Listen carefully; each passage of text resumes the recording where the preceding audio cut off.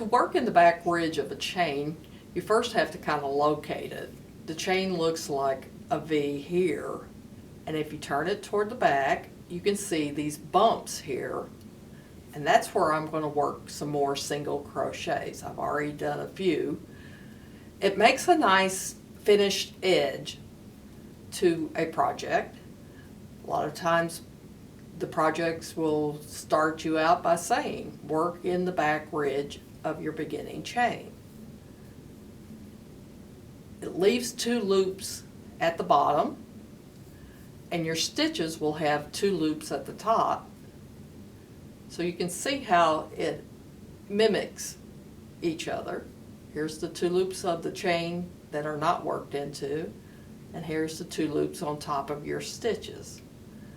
So the back ridge of a chain are these bumps in the back, and you just work into those.